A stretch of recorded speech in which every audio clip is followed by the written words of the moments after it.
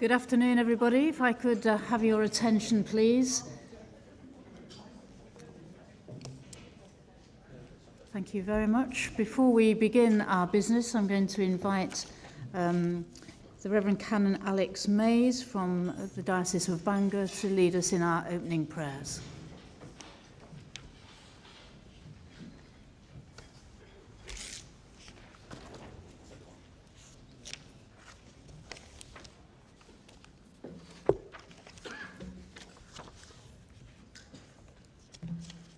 I'm going to start with a Bible verse from John chapter 21.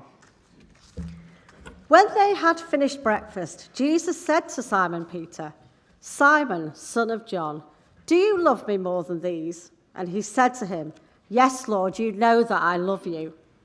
Jesus said to him, "Feed my lambs." A second time he said to him, "Simon, son of John, do you love me?" And he said to him, "Yes, Lord, you know that I love you." Jesus said to him, "Tend my sheep." He said to him the third time, "Simon, son of John, do you love me?" Peter felt hurt because he had said to him the third time, "Do you love me?" And he said to him, "Lord, you know everything. You know that I love you." Jesus said to him, "Feed my sheep. Very truly, I tell you, when you were younger, you used to fasten your own belt and go wherever you wished. But when you grow old, you will stretch out your hands, and someone else will fasten a belt around you and take you where you do not wish to go." He said this to indicate the kind of death by which he would glorify God. And after this, he said to him, "Follow me." This is the word of the Lord. Thanks be to God. Gadewch i ni withio dros yr Eglwys y byd, ac i ni diolch y Dduw am y ddaioni. Let us pray for the church and the world, and let us thank God for his goodness. Heavenly Father, we give thanks for the life and the witness of the church in Wales. We pray for the concerns before this governing body, for difficult issues that require courage, for new ideas that require imagination, and for long-standing questions that require patience and perseverance. We ask your blessing and wisdom as we discuss the possibility of an interim bishop for Bangor. May we seek not division, but unity in Christ. Lord, in your mercy. Hear our prayer.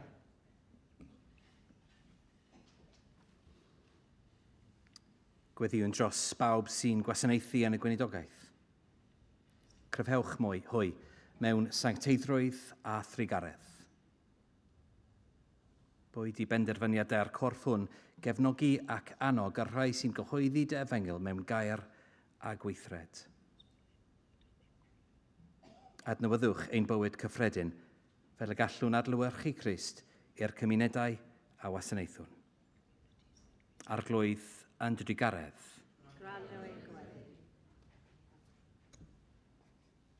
I'm going to ask that we pray the next prayer together as a governing body. We pray especially for the discernment of a new Bishop of Bangor. Lord God, who calls your servants to shepherd your church, guide all involved in the process of discernment and appointment. Grant them wisdom, patience, and openness to your Holy Spirit. Prepare the one for whom you are calling to this ministry, and prepare the diocese to receive their new bishop with hope and generosity of spirit. May this time of transition be one of renewal, faith, and deepening trust in your healing. Lord, in your mercy. Hear our prayer.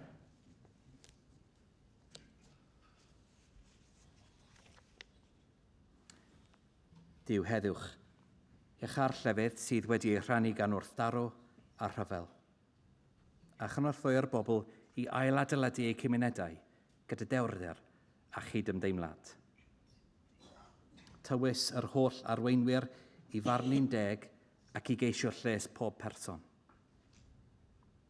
Ysbrydol ni fel eglwys i fod yn llysern o obaith, yn eiriol dros y tlawd, yn cryfhau'r unig, ac yn amddiffyn y rhai sy'n agored i niwed. Arglwydd Andrew Gareth.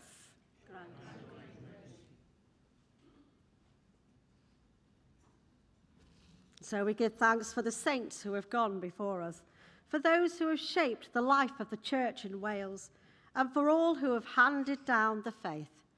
May we follow their example with courage and humility until we share with them the joy of your eternal kingdom. O Dad Tregarodd, derbyn y gweddiau hwn y mewn y fab ein iachydwr Iesu Grist. Amen. Amen.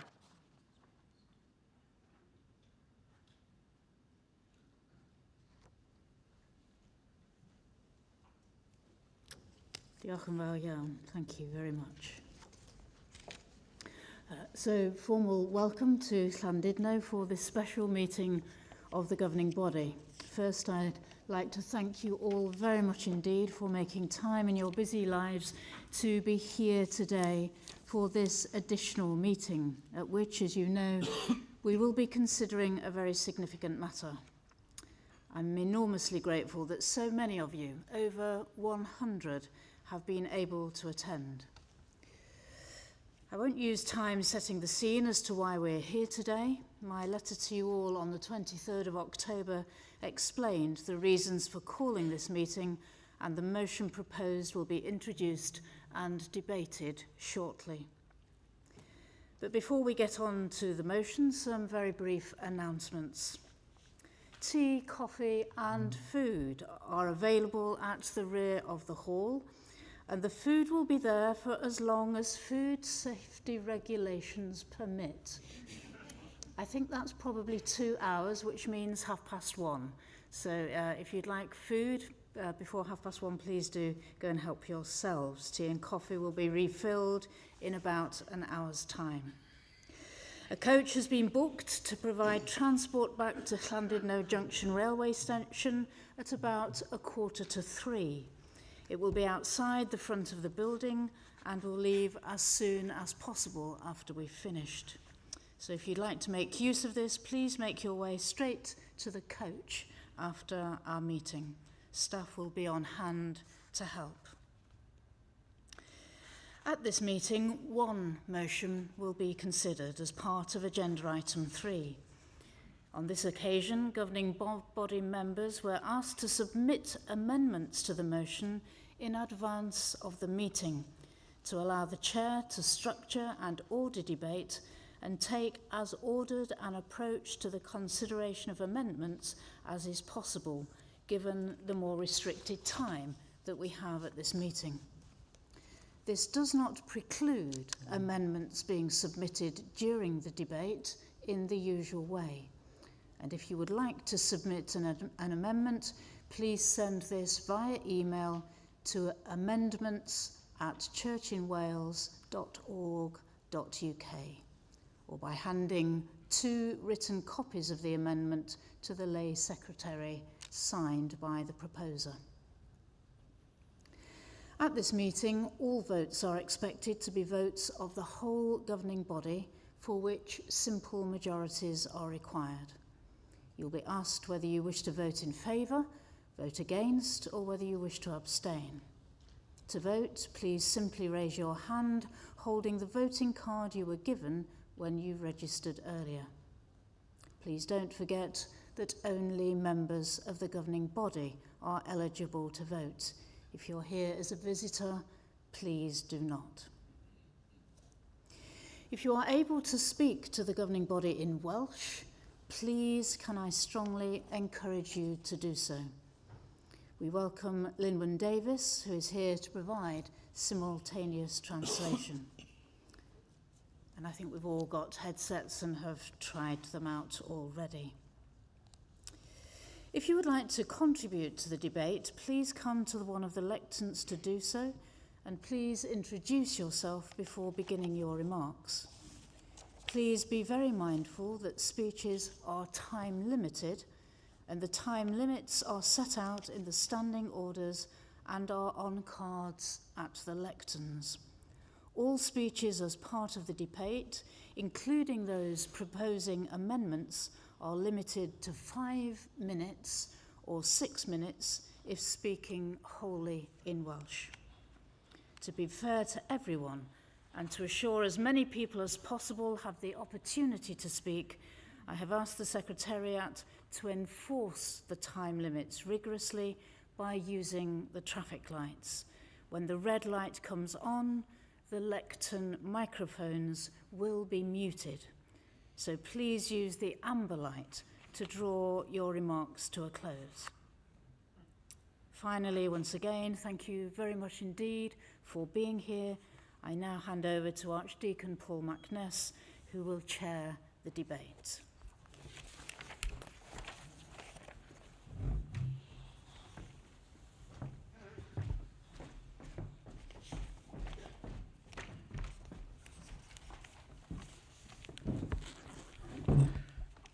Good afternoon, governing body.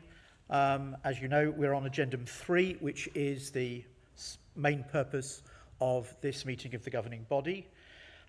The wording of the motion is in your order papers, and the Archbishop will propose the resolution as set out in the agenda, and the Reverend Reen ap Robert will second the resolution.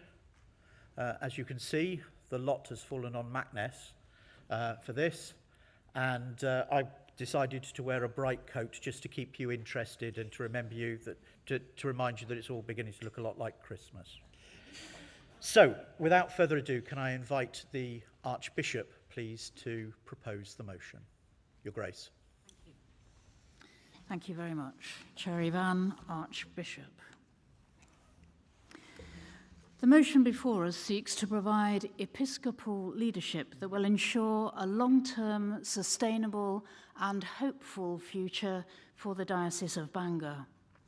When the Electoral College at its meeting in October decided not to proceed with the shortlisting of candidates and referred the matter to the Standing Committee, there were 3 ways open for us. First, we could have passed the responsibility for seeking a new bishop to the bench of bishops. This was deemed to be the least favoured option for the diocese, and it is certainly not an option that the bench wants. Secondly, the Standing Committee could have extended the period for electing a new bishop to the end of February and called for another round of nominations. That would have been tight, given the required safeguarding checks and the small matter of Christmas and New Year, but it would have been possible. The Standing Committee, however, felt that there was only a limited chance of this being any more successful and risked leaving us with the least favoured option of the process lapsing to the bench, which it would do automatically after 6 months. In addition, there was a view that the diocesan profile needed more work on it, so that the challenges that the next bishop is going to face were outlined more clearly. There was a third option, which is the option set before us today. That is, to seek from outside Wales an interim bishop who would be appointed for a period of up to 2 years, to come in and provide the leadership and direction that the diocese now so desperately needs. This is uncharted territory for us. Unlike some other provinces, we make very little use of interim ministry here in the Church in Wales, and so there inevitably feels to be a degree of uncertainty about this proposal. However, there are precedents across the border and elsewhere, where interim ministries generally are used to great effect, and where interim bishops are being appointed to prepare dioceses for the coming of a permanent bishop. It has been used in the dioceses of Coventry and now Liverpool, to name but 2 examples. An interim bishop is what the title suggests. Such a person is a bishop in the fullest sense of that word, with responsibilities for the diocese that any diocesan bishop carries. They are there to lead the diocese in mission, ensure that clergy are cared for and well supported, and to be a focus of unity and common purpose. They are interim because although they are the bishop, the role is necessarily time-limited. We have suggested in the proposal that the interim post lasts up until the 1st of January 2028 or ends before that date if that is deemed to be desirable. However, I welcome the Amendment B, which seeks to extend that period up until a month after the meeting of the governing body in April of that year. This seems to me to be an entirely reasonable suggestion for the reasons set out in the explanatory note to the amendment. I will be happy to support that amendment when it is taken in the debate. The work to be done by the interim bishop will be clearly set out, but essentially it is to provide leadership and direction for a diocese that has gone through a considerable amount of trauma, not just in terms of what has happened, but because of the adverse publicity that the diocese has attracted as a result. A diocese without episcopal leadership soon drifts, even when it has been left in a good place. The Diocese of Bangor has significant challenges to face and to address. As well as providing clear leadership, the interim bishop will be a prayerful, pastoral, and healing presence who will create a sense of unity and common purpose across the diocese. They will work with the Diocesan Board of Finance and senior staff, lay and ordained, to bring stability and ensure a sustainable financial and missional future at every level of diocesan life. Together with the current interim diocesan secretary and the full-time diocesan secretary that we hope to appoint in the next 6 months, they will develop clear governance structures for the boards and committees of the diocese. They will also ensure that clear processes and procedures are in place, and that the diocese at every level functions on the basis of openness and transparency, accountability and integrity. Should the governing body vote in favour of this motion, which I hope it will, then the process of finding such a person will begin immediately. I'm meeting with the Bangor electors tomorrow, and we will discuss the way forward together. There are a fair number of people that we can approach, all of whom are under the age of 70. That said, I do caution against voting for Amendment A, for which I see no need. We want to discern the best person to serve the Diocese of Bangor as interim bishop, and it would be unfortunate if the person best placed to do the job were to be just the wrong side of 70. I welcome Amendment C and will be voting for it. It is important that we undertake such a lessons learned exercise in the light of our experiences this autumn. In conclusion, this motion seeks support for a way forward that has been deemed to be the best for the Diocese of Bangor at this time and in the circumstances we find ourselves. I commend it to you and urge you to support it. Diolch. Thank you, Your Grace. If I could ask Father Treen to second the motion.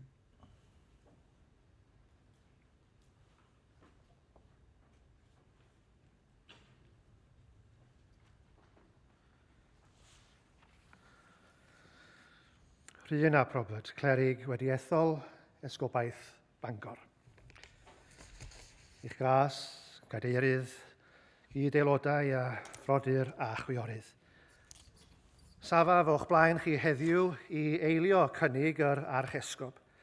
Nid yn unig fel aelod o Corff Llywodraethol yr Eglwys yng Nghymru, ond fel rhywun sydd a'i wreiddiau'n ddwfn yn hir a theftadaeth esgobaeth Bangor, ac yma ei lles a'i dyfodol o bwys mawr i mi. Nid dim ond angen rheidrwydd gweithdrefnol yw'r cynnig hwn. Mae'n ymateb meddylgar a strategol i'r heriau unigryw sy'n wynebu ein hesgobaeth ar hyn o bryd. Fel y gwyddom, mae esgobaeth Bangor wedi bod trwy gyfnod o gythrwfl a newidiadau sylweddol ers ymddeoliad esgob Andy ac yn wir ers ymhell cyn hynny. Er bod y coleg etholiadol wedi gweithio'n ddiwyd, mae'n amlwg nad yw'r amser yn iawn eto i fwrw ymlaen ag ethol esgob nesaf Bangor. Byddai rhithro i goleg etholiadol arall ar un waith yn peryglu ailadrodd yr un heriau a gallai arwain at ansicrwydd pellach. Yn lle hynny, mae'r cynnig hwn yn cynnig ffordd well ymlaen. Un sy'n blaenoriaethu sefydlogrwydd, paratoad ar gyfer y dyfodol a chynhadaeth hir dymor yr esgobaeth. Yn holl bwysig, mae'r cynnig yn cydnabod yr angen am amserlen glir, drwy oedi'r broses etholiadol tan fis Ionawr 2028, rydym yn osgoi'r risg o fod heb esgob am gyfnod amhenodol tra'n caniatáu digon o amser i'r esgobaeth ailgrwpio, i fyfyrio dros yr hyn a fu, a pharatoi ar gyfer y bennod nesaf. Pan ddaw'r amser i ethol esgob newydd, y coleg etholiadol fydd yn gwneud y penderfyniad hanfodol hwnnw, gyda gwaith paratoi trylwyr wedi wneud ymlaen llaw, gan sicrhau fod y broses yn gadarn ac yn gynrychiadol, yn ogystal â bod yn weddigar ac yn cael ei harwain gan yr ysbryd. Mae'n amlwg nad yw proses y coleg etholiadol wedi gweithio fel y bwriadwyd yn yr achos hwn, sydd wedi arwain at yr sefyllfa bresennol. Nawr, mae angen arweinyddiaeth glir a phendant ar frys ar esgobaeth Bangor. Gall esgob dros dro ddarparu goruchwyliaeth esgobol ar unwaith, presenoldeb bugeiliol a gwneud penderfyniadau doeth ar sail profiad, tra bod materion strwythurol tymor hir yn cael ei datrys. Mae'r arweinyddiaeth hon yn hanfodol ar gyfer hybu moral a chynnal ffocws cryf ar genhadaeth. Mae'r cysyniad o benodi esgob dros dro yn arbennig o addas i ddiwallu anghenion ein hesgobaeth heb rithro i etholiad. Byddai esgob dros dro, fel y cynigir yn y cynnig hwn, yn dod ag arweiniaeth profiadol mewn materion cyllidol, llywodraethu ac adeiladu capacity i arwain yr esgobaeth drwy'r cyfnod pontio hwn, a sicrhau bod yr holl strwythurau angenrheidiol a disgwyliedig ar waith ar gyfer esgob nesaf Bangor. Fel pennaeth dros dro mewn ysgol, nid ennill cystadleuaeth poblogrwydd yw ei rôl, ond gwneud y penderfyniadau anodd. Cymryd y feirniadaeth lle bo angen a pharatoi'r esgobaeth ar gyfer esgob newydd etholedig. Bydd yr arweinyddiaeth dros dro hon yn sicrhau bod yr esgobaeth yn parhau i ganolbwyntio ar ei chynhadaeth, tra hefyd yn mynd i'r afael a heriau uniongyrchol a gosod sylfaeni cadarn ar gyfer y dyfodol. Dros yr wythnosau diwethaf, mae'r archesgob wedi cyfarfod ag etholwyr Bangor, cynrychiolwyr y Corff Llywodraethol o'r esgobaeth a staff hun yr esgobaeth i glywed ein barn ni, yn ogystal ag esbonio yn glir i ni ar hyn sydd ganddi hi dan sylw. Yn dilyn y sgyrsiau dwi wedi eu cael efo'r archesgob ar y mater hwn, dwi wedi fy sicrhau y bydd gorchwilion clir a mesuriadwy yn cael ei gosod i'r esgob dros dro, gyda'r disgwyl am adroddiadau a diweddariadau rheolaidd yn cael ei darparu i'r esgobaeth ac i'r Corff Llywodraethol, a thrwy hynny yn sicrhau tryloywder ac atebolrwydd drwy gydol y cyfnod pontio. Rwyf hefyd yn glir bod y trefniant dros dro hwn yn un anarferol ac yn gyfyngedig o ran amser, a bydd gweithdrefnau etholiadol llawn yn ail ddechrau unwaith y byddai'r newid cyfansoddiadol yma yn dod i ben. Yn wahanol i gomisari esgobol, y mae ei rôl yn un gyfnogol yn bennaf, mae gan esgob dros dro'r awdurdod llawn i ymgymryd â chyfrifoldebau esgob. Mae'r gwahaniaeth hwn yn arwyddocaol wrth sicrhau arweinyddiaeth effeithiol yn ystod cyfnod pontio. Mae'r cynnig hwn hefyd yn sicrhau bod yr esgobaeth yn cadw ei llais a'i chynrychiolaeth mewn llywodraethu taleithiol, drwy roi'r penodiadau a'r dyletswyddau angenrheidiol i'r esgob dros dro, rydym yn diogelu buddiannau Bangor ar lefel daleithiol, gan sicrhau bod ein esgobaeth yn parhau i fod yn rhan weithredol ac anatod o'r Eglwys yng Nghymru. Mae'r archesgob yn cytuno'n llwyr am i fod yn rhaid cydnabod a deall yn llawn gyd-destun Cymreig a sensitifrwydd diwylliannol esgobaeth Bangor wrth benodi esgob dros dro. Mae'r esgobaeth eisoes wedi cyfleu'n glir bwysigrwydd gwneud y dewis cywir. Ac mae'r flaenoriaeth i'w penodi arweinydd sydd ar gallu, ar sgiliau, ar doniau angenrheidiol fer prif i gael, yr hyn sy'n anfodol ar hyn o bryd yw gosod sylfaeni cadarn ar gyfer sefydlogrwydd nawr ac ar gyfer esgob etholedig nesaf Bangor a fydd yn siaradwr Cymraeg. Fanwyl frodyr a chwiorydd yng Nghrist, fel aelodau o'r Eglwys, rydym i gyd wedi'n galw i wneud disgyblion ac i gyhoeddi newyddion da Iesu Grist. Dyma ein gwaith ni. Rydym i gyd yn aelodau o'r un corff, canghennau o'r un wynwydden, pob un a'i rôl unigryw, bwysig a hanfodol i'w chwarae yn y genhadaeth hon. A dwi, fel pob un arall ym Mangor, yn ysu i fod yn ffrwythlon yn ein gwaith, ac fi allwch chi ein helpu ni. Bod llawer o waith da wedi gyflawni, mae dal anghenion brys. Oes, mae ysgrifennydd esgobaethol dros dro yn ei le, ac mae deion i Fangor wedi benodi. Y cam holl bwysig nesaf yw penodi esgob i arwain yr esgobaeth ymlaen, a galluogi ymhlith llawer o flaenoriaethau eraill, ceisiadau i gronfa twf yr Eglwys. Dwi'n aelod o grŵp ddyfarnu cronfa twf yr Eglwys, ac mae diffyg cynigion haen dau o Fangor yn bryder, yn enwedig o ystyried bod dros 15 miliwn o bunnau eisoes wedi ddyrannu i brosiectau mewn esgobaethau eraill. Drwy gefnogi'r cynnig hwn, gallwn helpu drawsnewid esgobaeth Bangor o fod mewn stad gloff yn hercian wrth geisio cynnal y presennol i un o genhadaeth gyffroes a llewyrchus. Nid llenwi swydd wag yn unig yw nod y cynnig hwn o'n blaenau ni heddiw. Mae'n ymwneud â sicrhau bod esgobaeth Bangor yn drach ymwys i symud ymlaen gyda chryfder a phwrpas. Mae penodi esgob dros dro yn darparu'r sefydlogrwydd a'r arweinyddiaeth sydd ei hangen arnom ar hyn o bryd, tra bod natur dros dro rôl yn sicrhau bod yr esgobaeth yn parhau i ganolbwyntio ar y dyfodol.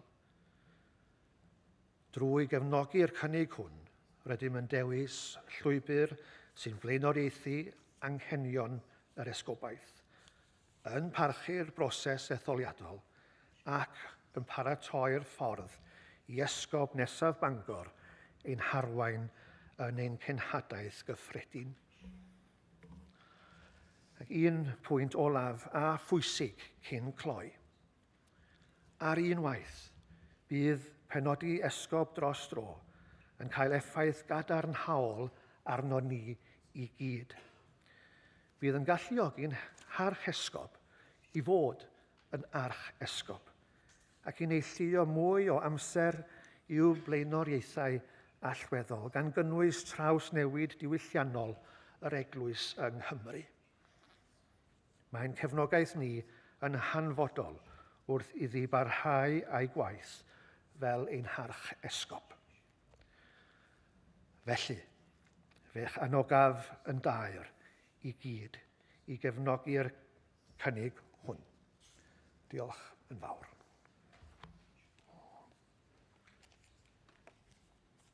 Diolch, Rhyn.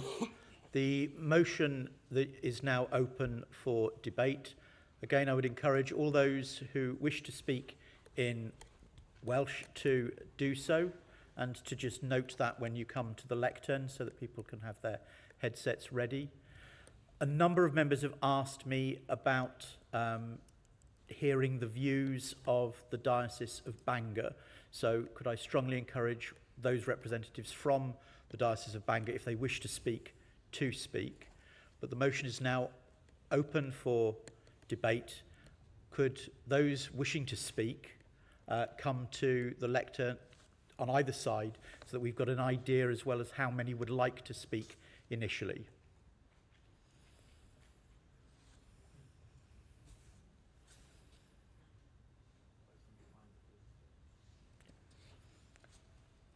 I can't see anybody with that banner in the way.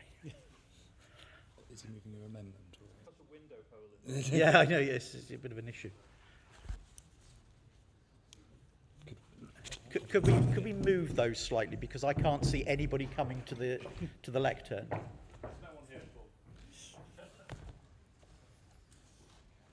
Take it down. You get on the other side. The Chuckle Brothers, goodness me. To me. To me. To you. Thank you, that's fine. Chris Dearden. I think I've found my true vocation, Dorian's removal man. There we are. Chair, thank you. Chris Dearden, elected to the Order of Laity at the Diocese of Bangor, and I've just found the traffic light. It's here. I suspect that all of us at some stage in our ministry, whether we're clerical or as laity, have heard the church or part of it referred to as a family. In my home patch, the phrase cathedral family comes up from time to time. In a past life, when I was church warden in the Diocese of St Asaph, there was a newsletter, I think there still is, called Teulu Asaph. But while families can be a source of love, nurture and support, they can also be very dysfunctional. In Bangor Diocese, we seem to have taken the dysfunctionality to new levels, to the point where it often feels like that's all we have left. And as everyone here knows, Chair, that dysfunctionality has been played out in the public eye as well. Each newspaper headline turns our dysfunctionality into a self-fulfilling prophecy.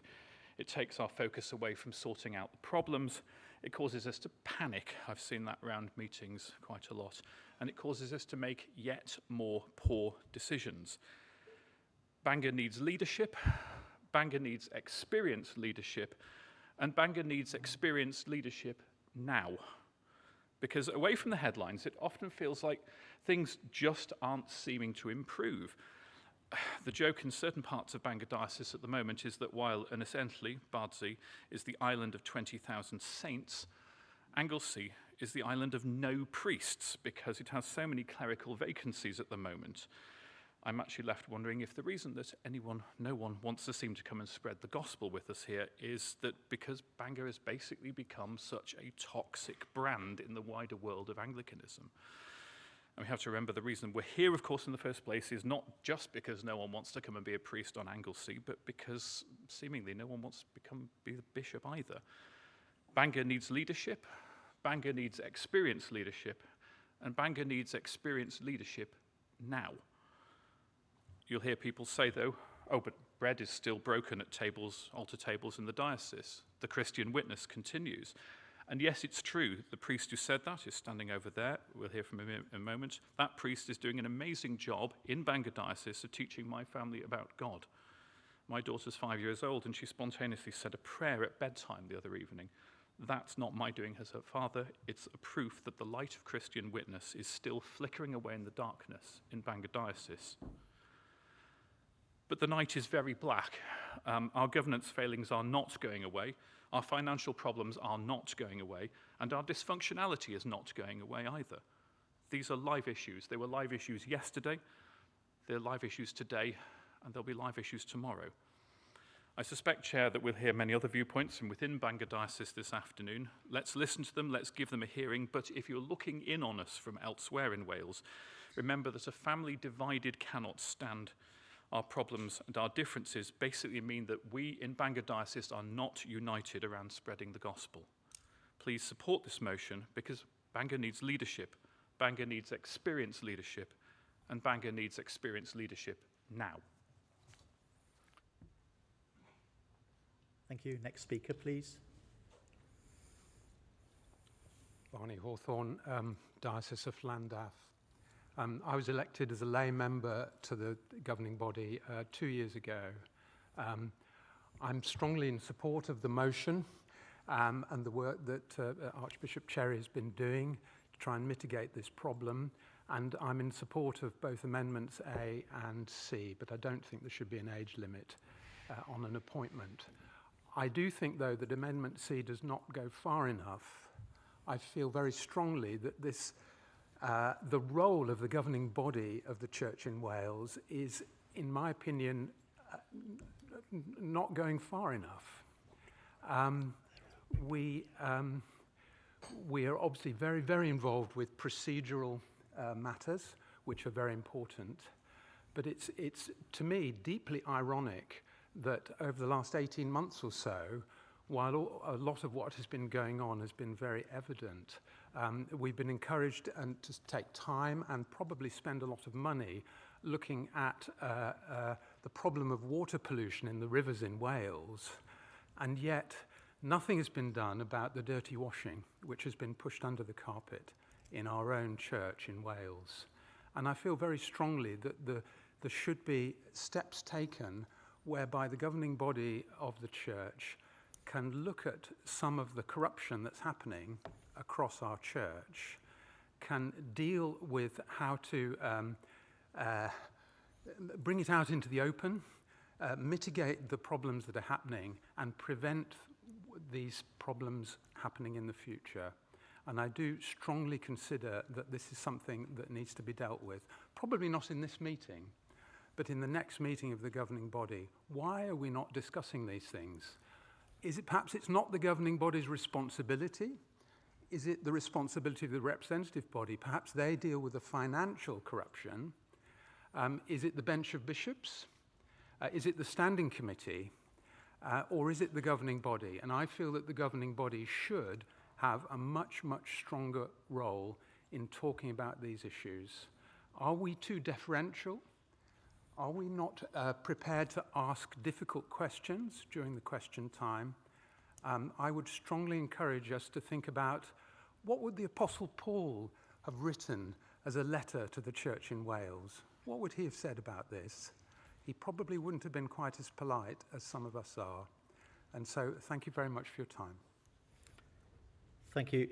Just to remind members that there are currently no amendments. There are only 3 proposed amendments. None of them have been moved yet. So please don't waste time in speaking to something that might not actually be relevant.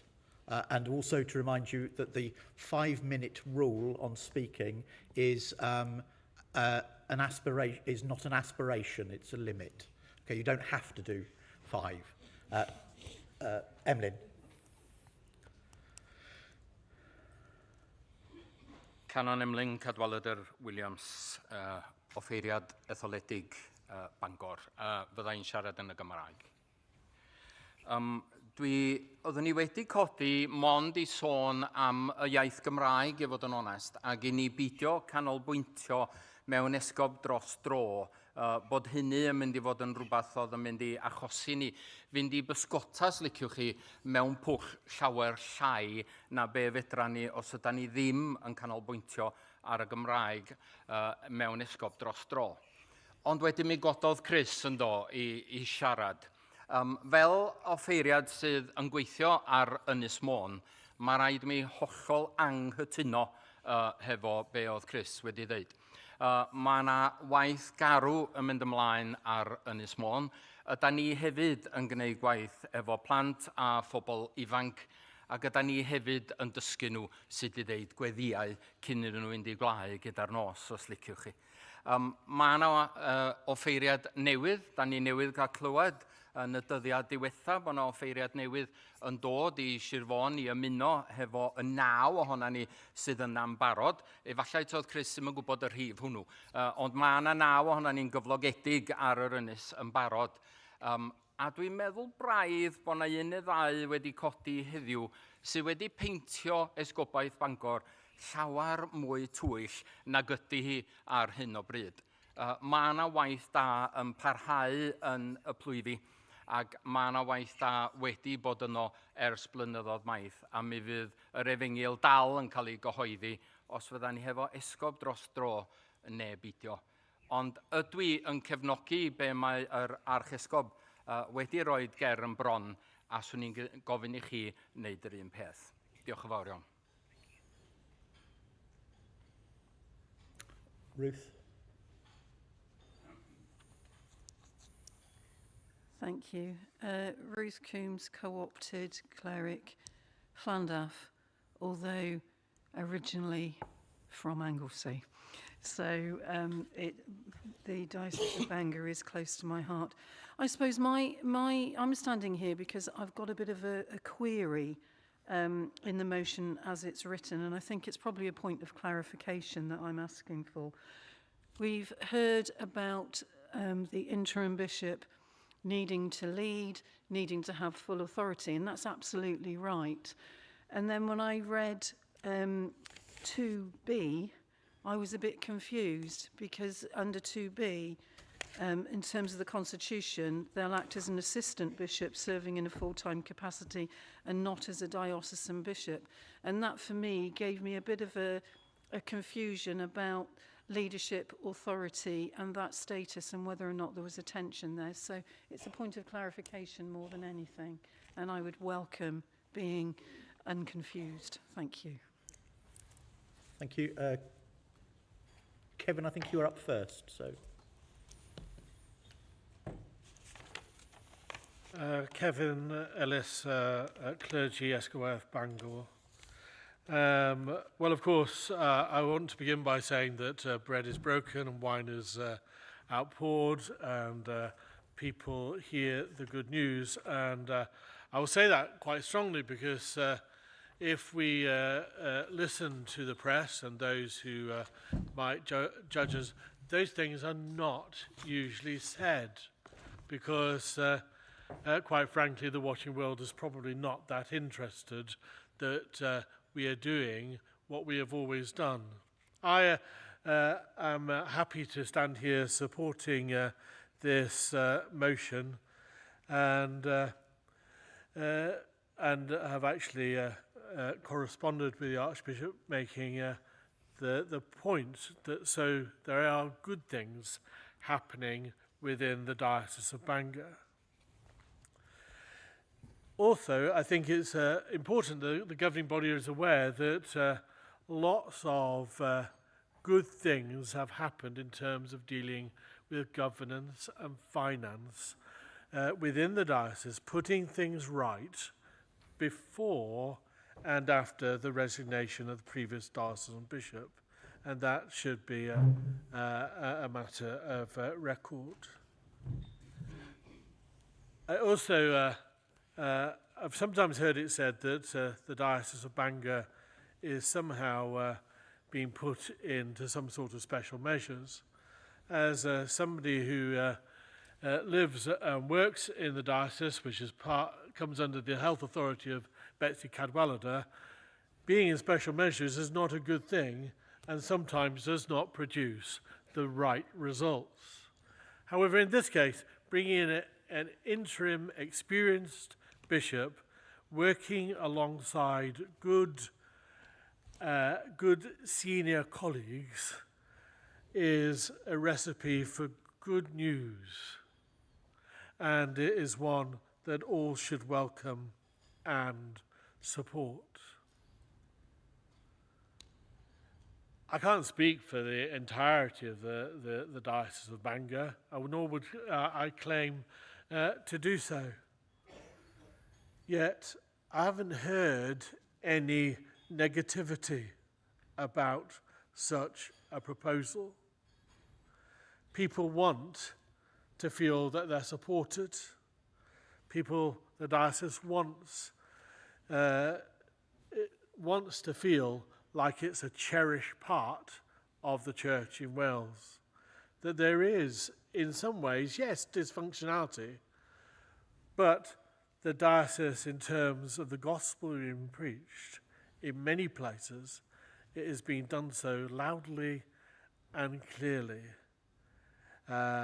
Thinking of one such instance on the Theme Peninsula, there are in one lunchtime club, there were 60 children at a lunchtime club from a secondary school, largely from a no-church background.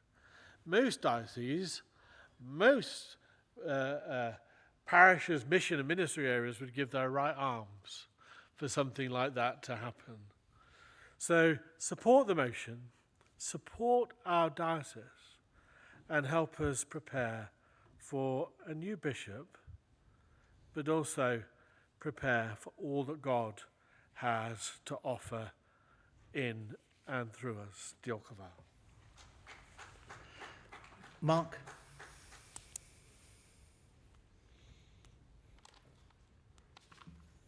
Mark Clavier, Diocese of Swansea and Brecon.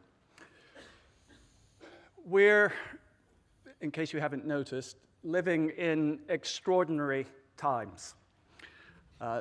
Nations, democracies are flirting with populism, with autocracy. Social media and AI are fraying the ties that have bound us together. And our institutions are straining under pressures we thought consigned to history. People are crying out for justice, and the world, like Pharaoh, is hardening its heart. In such an anxious age, the call of the church to proclaim God's kingdom is more urgent than ever. We're called to be a shining city upon a hill, to reflect a glory into the world that is not our own, into these darkening times. But in order for us to shine brightly, we must be seen to be faithful, to be trustworthy. My own country offers us a stark warning about what happens when constitutional norms are neglected, when the limits of authority are undermined, when accountability fails, when good order is considered to be an inconvenience rather than a safeguard for our common life together. What happens in that situation is power is misused. Not always willfully, but inevitably.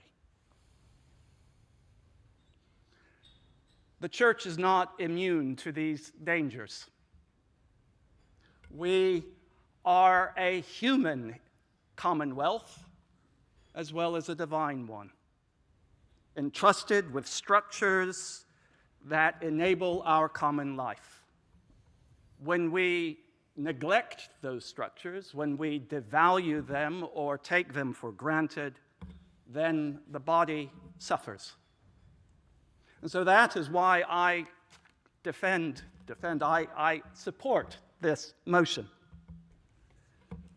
to delay the election of a bishop and to allow a clear, time-limited framework for instituting reforms and discovering those reforms. Signals to the world, to the church, that we are changing, that we are taking these matters seriously, that we will govern ourselves with accountability and transparency and good order. These are habits of holiness that are made manifest in our common life, and we must learn those habits. If I can echo the words of Abraham Lincoln, something as a Southerner I don't usually do. We are the church of the whole people of God, by the whole people of God, for all the people of Wales, and for the world beyond. And so when we govern ourselves poorly, we do not reveal the body of Christ to Wales and that world, we obscure it. And so this vote, I think, isn't really just about Bangor. It is about the credibility of our witness as the church in Wales. It's about demonstrating that when challenges arise, we will not respond with defensiveness.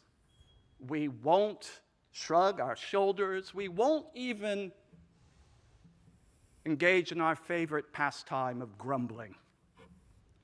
But we will act courageously and decisively.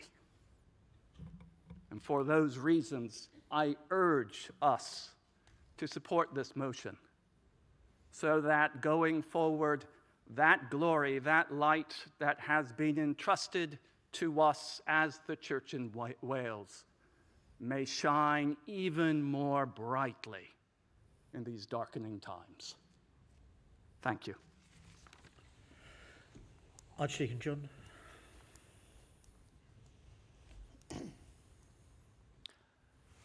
John Harvey, Diocese of Bangor, clergy, where I do have the great pleasure and privilege of serving as Archdeacon of Anglesey. My esteemed colleague, Canon Emlyn, has already preempted me in good news about the Diocese of Bangor and the Archdeacon of Anglesey, which is that we have, announced last Sunday the appointment of a new ministry area leader for Broad Padrig. Anglesey and Bangor remain welcoming and inviting places to share in ministry. And not only in theory, but we see in practice, I say, with this particular appointment. Now, there is much good news in ministry happening around the whole diocese. I think once this appointment is made, there will be, 6 vacancies out of 27. And in all of those ministry areas, people, lay and ordained, I know, are actively involved in sharing and spreading the gospel of Christ. The commitment of people in Bangor to gospel news is self-evident as you go around the diocese. So I do want to pay tribute to that ministry, which is active and engaging. We are, though, short-staffed. We, at present, as we know, do not have a diocesan bishop. We are soon to lose the ministry of our deeply loved and much respected Assistant Bishop David. And I want to pay tribute to him because his ministry is outstanding amongst us. Yeah.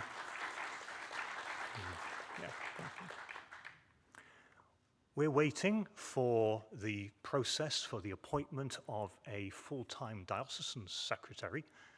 Joanna Thomas is holding the fort fantastically as interim diocesan secretary at present. But we've no doubt that ever since we started seriously addressing our challenges from the period when our previous diocesan secretary stepped back, the amount of effort, the amount of work, the amount of good work has been enormous, but we are short-staffed.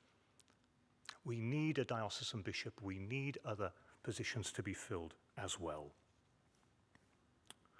We prayed earlier that this will be a time where we receive someone who will lead us in renewal, faith, and deepening trust. It's somebody of that spirit that we need in Bangor for us to be able to continue the much desired and necessary progress. There is, as Kevin has touched on, I haven't come across any sense of negativity of wanting to hold back from the motion that is proposed. So on behalf of myself, and I believe others too, can I commend our support for this motion today. Thank you. Next speaker, please. Yes, thank you. I'm Sue Howell. I'm a co-opted cleric in Llandaff. I'm also non-stipendiary, which I think helps with what I'm about to say. First of all, I want to say that I would definitely support this motion today. My only comment, I suppose, is about the way it's communicated and the way it's presented. Because we are moving, albeit temporarily, from a collective decision-making to something that's presented as being unilateral, the appointment by the Archbishop. My own day job, I work in the civil service, and I've also been a governor, trustee of charities. And in my experience, decisions about appointments and about winners of competitions and everything's always made as part of a process, but always a collective decision. And I think that gives both protection to the person who is appointed or given an award, etc., but also the people making those decisions against any allegations of favouritism and in the event of something going wrong later. I also think those sorts of process support a culture of openness, which is also really important for safeguarding. Now, I don't think from what the Archbishop was saying is that she intends to make just a unilateral decision without engaging with people. But I think I'm just concerned about the way this is presented.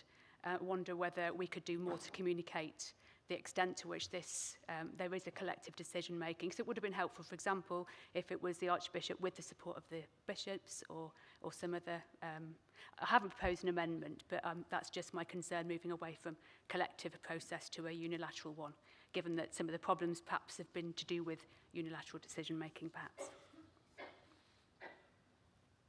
Can Robert?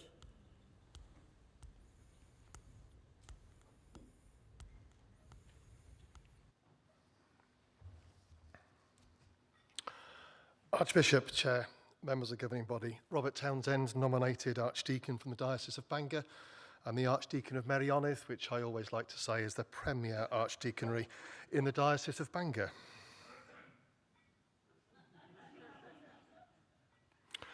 When it became clear that Bishop Andy would be leaving, my first reaction was that I hoped we would have time to breathe and begin to deal with the trauma that we had been through as a church and a diocese.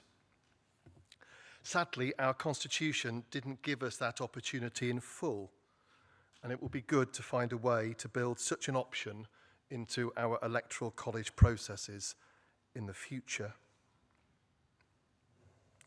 If I were a member of the governing body from another diocese asked to trek here to Llandudno in November, I'd be asking, why am I here? And it's a fair question to ask. First, we need to look beyond all of the media reports about the goings-on in our cathedral. The whole of the Diocese of Bangor has looked on with the same bemusement and horror as everyone else as the reports appeared. However, please don't judge the Diocese of Bangor by the media reports alone. ministry and mission throughout the whole of the diocese, from Llywodraethol to Holyhead to Llandudno, and in the cathedral, has continued and continues well through all of this. Good things are happening, and the Holy Spirit is still very much at work in our diocese. We are here today because of a situation that was allowed to build up and reached a climax earlier this year. If the outward sign of that climax was the retirement of Bishop Andy, the real reason that we are here happened in the years that preceded his retirement. A desire from one person for almost total control is never healthy, and it was to become a theme in our diocese. If you want to control something, allow chaos to reign underneath you and ensure that the only way to get an answer is through yourself. In 2021, the appointment of the subdean at our cathedral created many conflicts of interest, not least between our diocesan charities, the Board of Finance, the Diocesan Trust, and the Deanham chapter. Boundaries between them became blurred. You rightly ask, why didn't anybody do anything about this? People did try. But when you ask a question and later discover that the response was economic with the truth, it's very difficult. I can assure you that people did try to push back, but you made yourself very unpopular when you did. In the end, whistles were blown by a number of people, and as a diocese, we are so grateful to them for the courage in doing that. We're also very grateful as a diocese to Dr. Maran Cridwen James for coming to be our new dean. Her ministry is already excellent. She has commented on several occasions that she just can't believe the lack of structures that you expect to be in place in any diocese, but are not there at the moment in ours. We're also grateful to Joanna Thomas, who joined us in May as our head of education and now finds herself as acting diocesan secretary until we're able to appoint a new one soon. The whole experience of the last few years has been very disabling in the Diocese of Bangor. Asking questions was severely frowned upon, and appropriate governance that we would expect to see in our diocesan charities around the province sadly fell by the wayside. There are now senior people and trustees in the diocese who are determined to put this right. We're presently undergoing a review of our governance. It's an uncomfortable process, though really necessary. We're also extremely grateful in the Diocese of Bangor to our colleagues at the representative body for the wisdom and the support that they have been giving to us. It's been essential in recent months and will continue to be so. On behalf of our diocese, thank you to the RB and their staff for that support. We've also had great support from Archbishop Cherry, and she has correctly identified that some experienced episcopal support for a time-limited period will be of great benefit to us. I've shared my concerns about relaxing the stipendiary age limit of 70 for this role, but I also appreciate the reality of sourcing such experience may require this exception. However you decide to vote today, and I will be supporting the motion, please be sure what is uppermost in your mind is that which is needed now to support Esgobaeth Bangor, the Diocese of Bangor. Experienced episcopal support and leadership would be very welcome.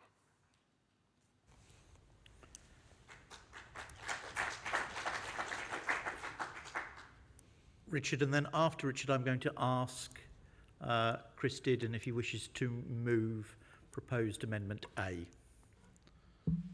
Thank you, Richard. Richard Wood, elected cleric, Bangor, Anglesey, of course. Where else is there? Mark, I was disappointed to hear grumbling mentioned so negatively. I thought that was a spiritual gift, the only one I have. I'll take it off the list. I will be abstaining today. I find this very difficult. I have no notes in front of me. That's unusual, and no amendments, don't worry. I find this difficult for a number of reasons. I've loved hearing the things we've heard about bread being broken, wine outpoured, the gospel being preached, youth groups and all that kind of stuff. I do a fair bit of that myself. We find it difficult, though, don't we? Because we are a small church. Smaller than we like to see ourselves as being. And I don't just mean Bangor now. We've talked about the perception of Bangor being brought into special measures. And I recognise that and the problems of it. But actually, I think the province is in special measures, aren't we? Because we are not a healthy, thriving, growing across-the-board church where everything is great. It might sound like it is on occasion because of our obsession with good news stories. I told you grumbling was a spiritual gift. It's good. And I worry, my concern with this motion, and I've shared this with Archbishop Cherry, I've shared it with others, and there seemingly is no consensus within Bangor. There's no alignment with my approach, so that's fine.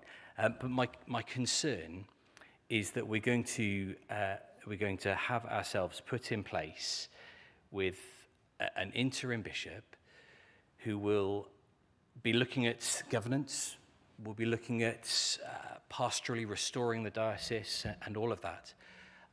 But because of their interim nature, we'll be losing the time that they are in place to actually make the radical changes we need to make, to recognise that we're a small church, to cut our cloth accordingly, to make it more possible for those good things that we say we're doing, and we are doing them. We really are. Across the whole province, we are doing these things, but we are doing them in such small number that we need to make changes. And my concern is that this approach, this proposal, is going to just delay that. So we were told it would be 2 years now, 2.5. Any more mission creep, who knows, we'll see. It might be less, of course, but it could be that long. And that will be time attending to governance. Well, we've started that already. We've got a governance review. It's happening. There's going to be recommendations. We're working on all of that. It's going to be time lost. I think there is a great sadness that the Electoral College wasn't able to do what it wanted to do at its first effort. I think there are reasons for that. I think there was a lack of clarity about the situation the diocese was in, a lack of an ability from the diocese to present itself ready for people to apply for the role, to be considered for the role. I genuinely think we could have another go and actually elect a Bishop of Bangor. And if there is experience and wisdom that other bishops who have been through similar scenarios could bring, I would have thought that could have been brought alongside that person and maybe even make that role more appealing to someone. But that's not what's before us. I've not brought this as an amendment because when I've spoken to people about it, there's been absolutely no support for it. So that's fine, so be it. But I guess I just wanted to say that it sounds like everyone's happy. I feel uneasy about this. I am concerned that we are delaying and deferring something that we should have done much sooner. Thank you. Chris Dearden.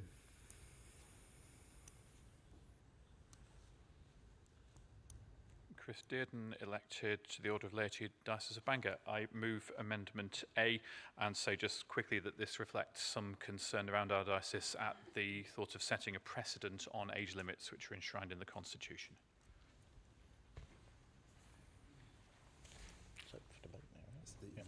The amendment as you should have on your tables written copies of the amendments.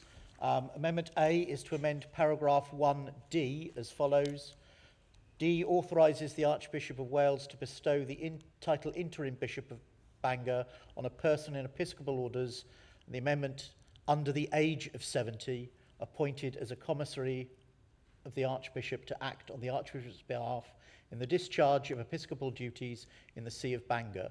Such authorisation and title shall lapse automatically on the confirmation of the election of the next Bishop of Bangor. So that amendment is now up for debate. So anybody wishing to speak on the amendment, please come to the lectern on either side.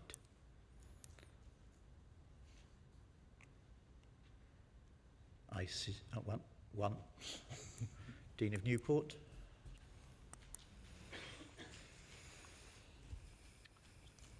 Thank you, Chair. Ian Black, Dean of, nominated Dean.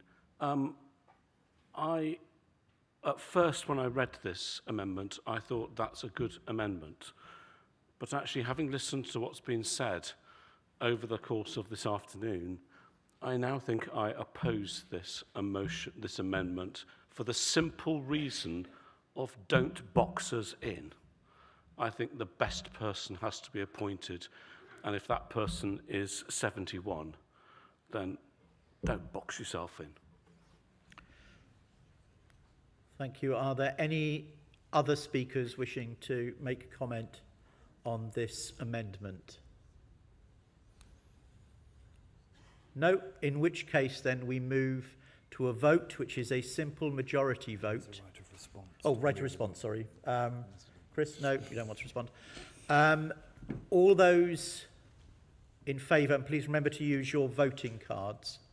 All those in favour of the amendment, please show. Can I have, what, I saw one there, two. Okay. All those opposed to the amendment? And any abstentions? Thank you. The amendment is not carried. Therefore, we return to the debate with the motion unamended. And if I could ask the speaker who was about to speak at the end of the, before I invited Mr. Dearden up to speak.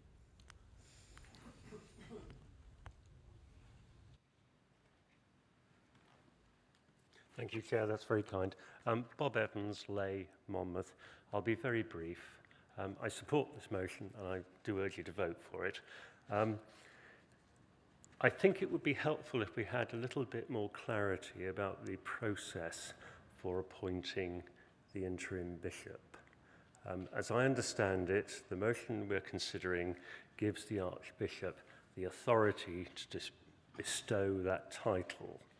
There was reference in the introduction to consulting the electors, and I think certainly it would be helpful to be clear about the continued role of the electors and the electoral college and any other components of the governance of the Church in Wales in the process. That said, I don't wish to complicate an already complicated process, and I freely admit I don't understand the details, so I'm merely asking. Thank you. Does anybody else wish to speak on the motion? Yes, thank you.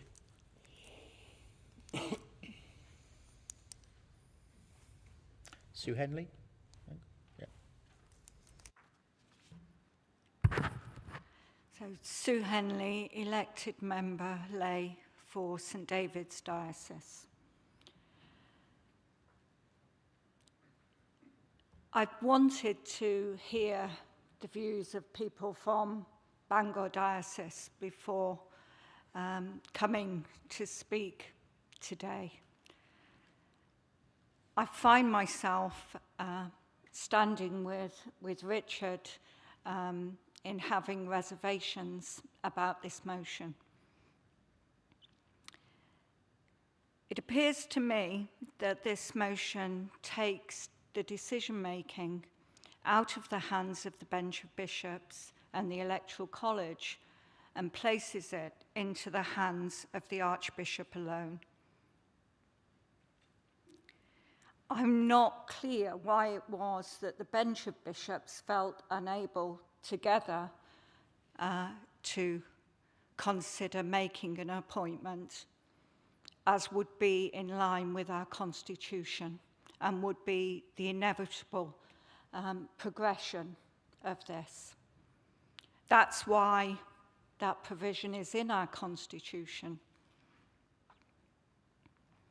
We've been told that the interim bishop will be a bishop in the fullest sense, and yet the notes which we've been given tell us that's not the case.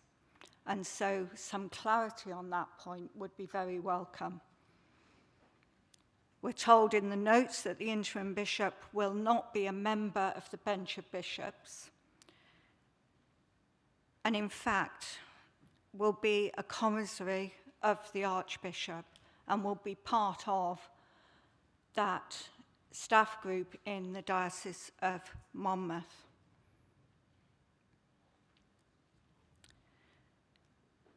We've been told today that Bangor is dysfunctional, it's a problem, that it's corrupt, and many other adjectives have been used. That concerns me. The Diocese of Bangor is part of our church family. We are stereotyping them, we are stigmatizing them. Some of the problems that exist in Bangor, I am sure exist in other parts of this province. They're not Bangor's problems alone. They're issues we all need to learn from. I think what Bangor needs now, as any dysfunctional member of a family needs, is to be surrounded with love and compassion and care from the rest of their family. We're that family. We've already heard about good work being done in Bangor to set things to rights. I fear that bringing in somebody from outside might halt that work or disrupt it. That would be a terrible shame. It possibly would undermine those people who are already involved in doing that work. Bringing somebody in from outside risks bringing somebody in who doesn't have the detailed knowledge of our culture in Wales and of the Constitution and just how the culture of Wales works. It potentially has morale issues for those people in the Diocese of Bangor and across the whole province. It's short-term, which could undermine people's trust in the person in that post, and also mean that changes are brought in which would be later removed or risk being again changed. I fear that over the next few years we may have to appoint some more bishops because inevitably there are going to be vacancies on our bench. How would this interim bishop and having to appoint somebody in 2 years' time to Bangor as well undermine the way that our bench of bishops works?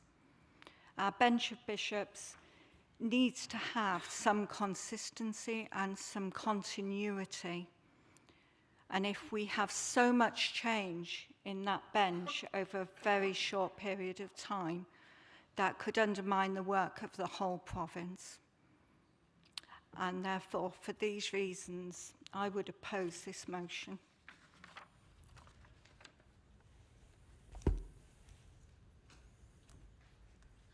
Tony Mullins, Lay, Llandaff. I just want to give a message to the people from Bangor. When this hit the press and things were divulged, I prayed, and our ministry area prayed for the people who had perpetrated, but also for the people who were innocent of all this catastrophe. And there are many people around the room the College of Clergy, you wear a collar. You weren't chosen by an archbishop, you were chosen by God. And I would ask you all to remember the possible hand of the Holy Spirit in what's being decided today. And trust in God to actually convince us to do what is right. Thank you. Thank you. Carrie, and then after Carrie's spoken, I'm going to ask Robert Charlton if he wishes to move proposed Amendment B. Thank you, Carrie. So, Carrie White, lay from Bangor. We've heard a lot today about Bangor.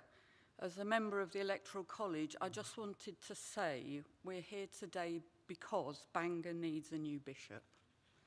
There are many other things going on, but we need a bishop. And there are reasons linked to the Electoral College why that college couldn't make that decision, which is why we're here today.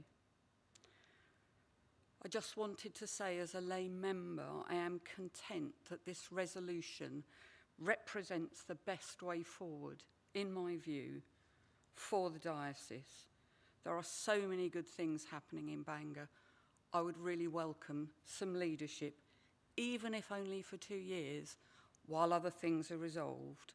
So I'll be supporting this motion. Robert Charlton.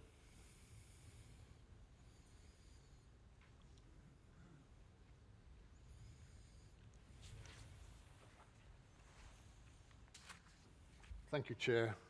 Robert Charlton, lay elected Swansea and Brecon. I move Amendment B.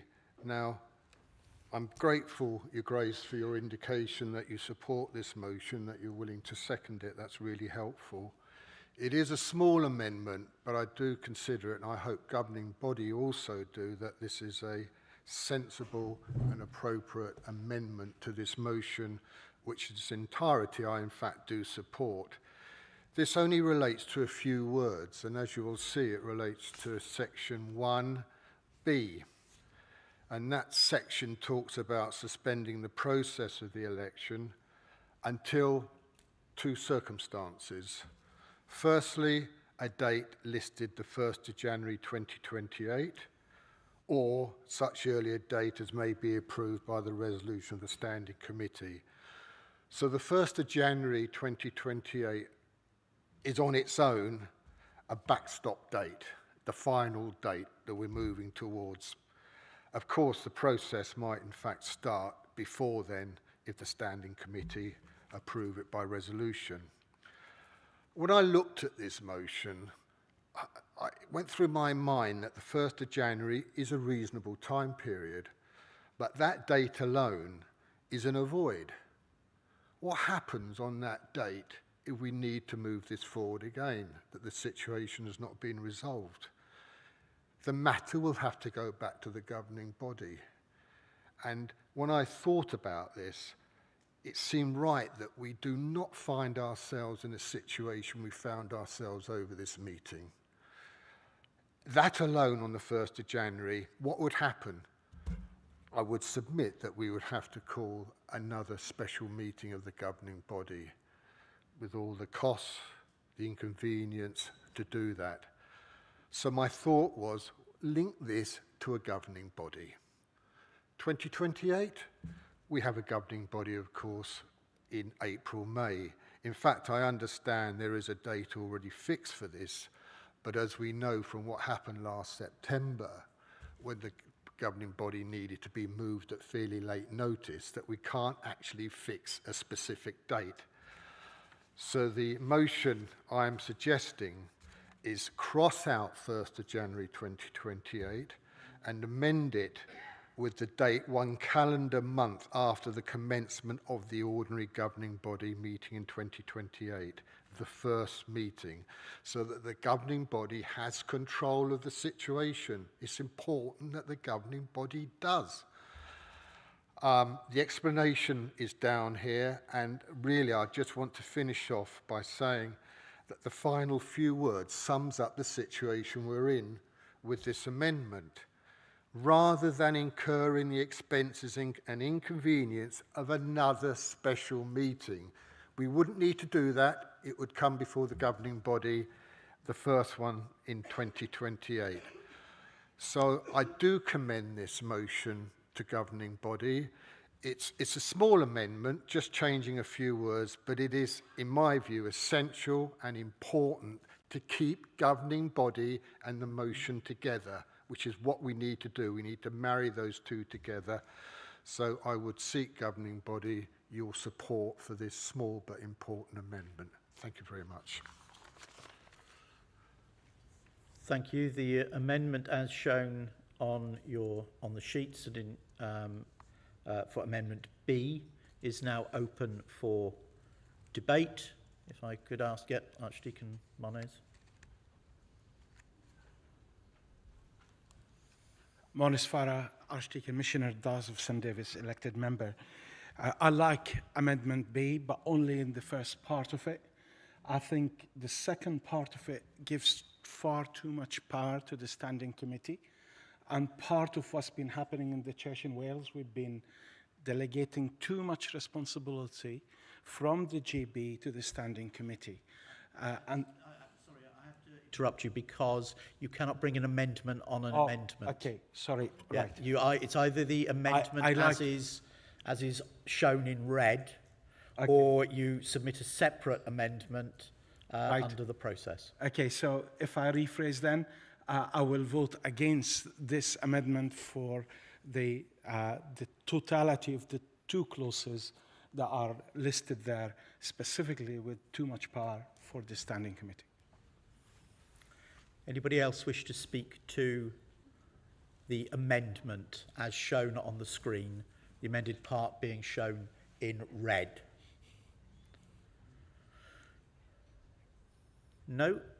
Okay, then right of reply to Robert, if you wish to use it. No, thank you, Chair.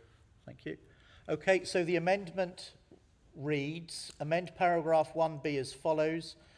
B, suspends the process of the election of a new diocesan bishop for the Diocese of Bangor until either A, the date 1 calendar month after the commencement of the first ordinary governing body meeting in 2028, or B, such earlier date as may be approved by resolution of the Standing Committee. Such date shall be deemed as the date of the See of Bangor became vacant for the purposes of Chapter 5 of the Constitution and its associated regulations.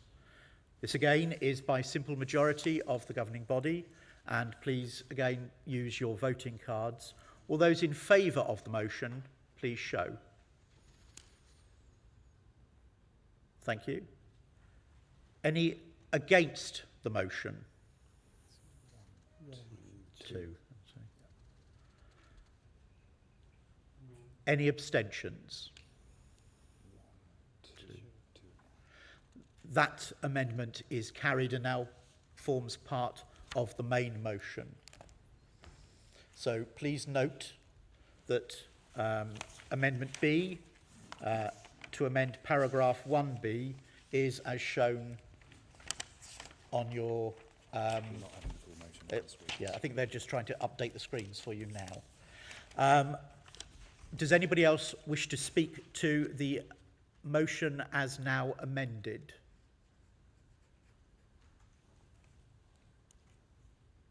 I see no one.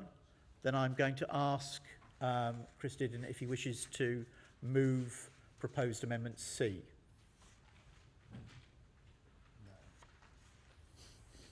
No? Yes? No? Chair, thank you for the opportunity, but no. Thank you. Okay, this is the last call for anybody wishing to speak on the motion as amended. Okay, then I invite Her Grace the Archbishop of Wales to have the right of reply.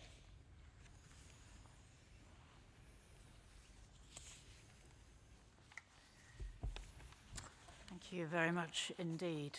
Thank you to everybody who has contributed to this debate. I'm grateful particularly to those from the Diocese of Bangor who have stood to share their views, their experience, their hopes, etc.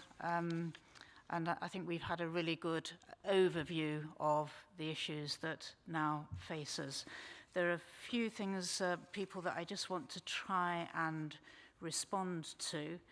I don't have a legal mind, but Ruth, your query about being an assistant bishop as said in 2B, I gather that is solely for the purposes of voting by orders in governing body. So you may, the observant amongst you may have noticed that when we're here with Bishop David votes as a member of the clergy with a pink card and not as a member of the bench who have green cards. So that's the reason for 2B.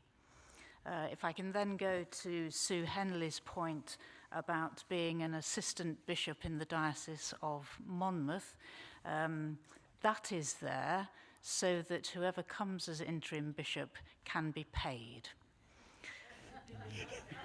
So the interim bishop has to be an assistant bishop in somebody's diocese in order for the RB to pay them, and because I'm the Archbishop and Bishop of Monmouth, that's the diocese in which they are located for those purposes, and I'm sure we will all want whoever comes to be appropriately rewarded. In terms of how we choose such a person, I think Sue and Bob raised questions about clarity of process. I mean, I can absolutely assure you that this isn't just going to be my decision. This is a really important decision, not just for the Diocese of Bangor, but for the Church in Wales. It's not a responsibility I want to carry on my own. I will be in conversation and consultation with the Bangor electors. As I said in my opening address, I'm meeting them tomorrow to decide a way forward. There are names that have come to me that have been suggested to me. Some of them are recently retired bishops from other provinces, not just the Church of England, but in Scotland and Ireland.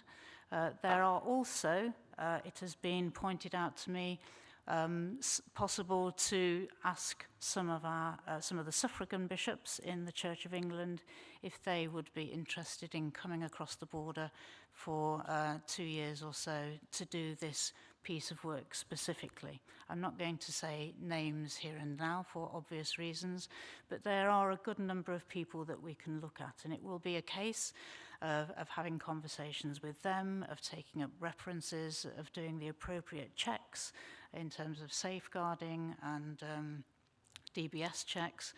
The bench I will keep informed, and we will make, as we always try to do, a collective decision around this alongside the Bangor electors. So that's the process that we have in mind. I can't tell you a timeline, but I can tell you that if this motion is passed this afternoon, we will be starting immediately to chart a way forward, as I say, tomorrow with the Bangor electors themselves. I absolutely take the point that anybody who is appointed without due process raises a number of issues, not just for the person who appoints them, because it leaves them very vulnerable, I think, as Sue rightly said, if things go wrong, but also because of the people who are receiving their ministry. They have to have some ownership from the people who are receiving their ministry, in my view, and that's what we will be doing as well as we can. I'm very grateful to Richard. Richard, I know you have serious concerns about this, and I did say in my opening address that there is a degree of uncertainty around this because we haven't been in this territory before. But I do absolutely want to assure you that they will be given permission as a diocesan, as having powers of a diocesan bishop, to do whatever radical work is required. You mentioned cutting our cloth, certainly in terms of what I know about the situation in the Diocese of Bangor. That will have to be part of the process. It isn't somebody just coming in to maintain the status quo and to do some maintenance for 2 years while we get our act together. It is absolutely not that. It is to be a bishop in the fullest sense of that word, looking at the governance, the structures, the mission, the finances, the management, and the leadership of the diocese, as any diocesan bishop would do. And it will be focused work, precisely for the reason that it'll be time limited. So it won't be time lost. There will be significant work done in that time. That work will be monitored. They will be supported. There will be measurable outcomes, and there will be reporting back. So I certainly don't see any sense in which we are delaying or deferring. We're actually putting in place what I have heard the diocese actually wants and needs, and that is clear leadership, and clear leadership as soon as we can get that in place. I think that's answered everybody's points. Please do, if you continue to have concerns, please do come and talk to me. I'm very open to listening and to assuring wherever I can. So if you still have any concerns, please do say. But my sense is, particularly from what we've heard from the vast majority of people who've spoken from the Diocese of Bangor, this is a motion that is welcomed, that is needed, and that I urge you to support. Thank you. Thank you, Your Grace. We now move to a vote of the whole governing body by simple majority. I am going to ask the tellers to record the numbers for this. So please, when you're asked to vote, keep your card up until I ask you to take it down. So all those in favour of the motion, please show.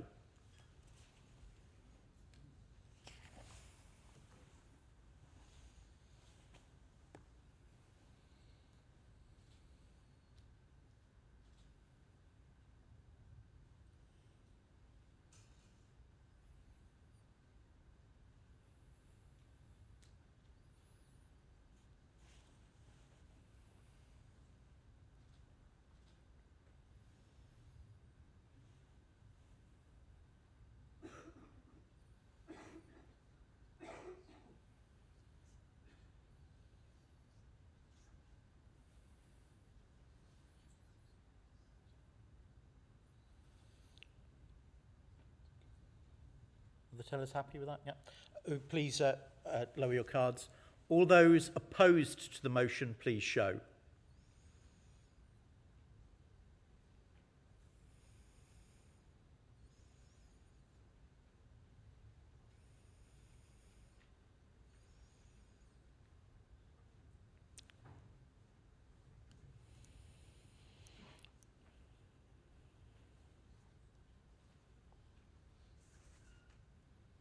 Thank you. And anyone who wishes to abstain, please show.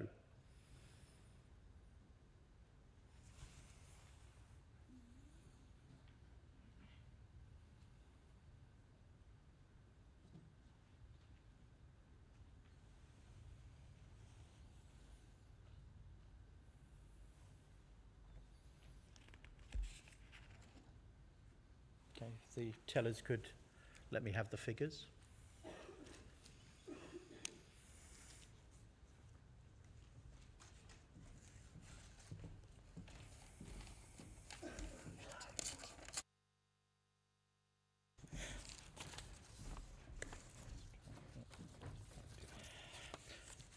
Those in favour of the motion, 75. Those against the motion, 4. Those abstaining, 7. Therefore, the motion is passed.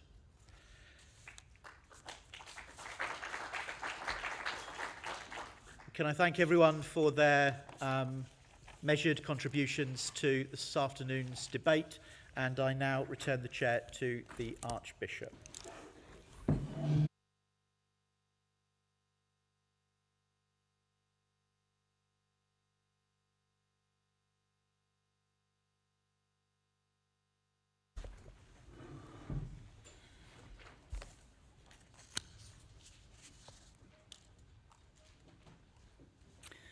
Thank you again for your contributions, and can I, on your behalf, please thank all the staff that have arranged this and ensured that it's run smoothly, and to those who have been here with us as well. Also, thanks to our translator, Lynwen Davis, and for all those who spoke in Welsh, which is really important for us to hear. Can I invite you please now to stand for our closing prayer?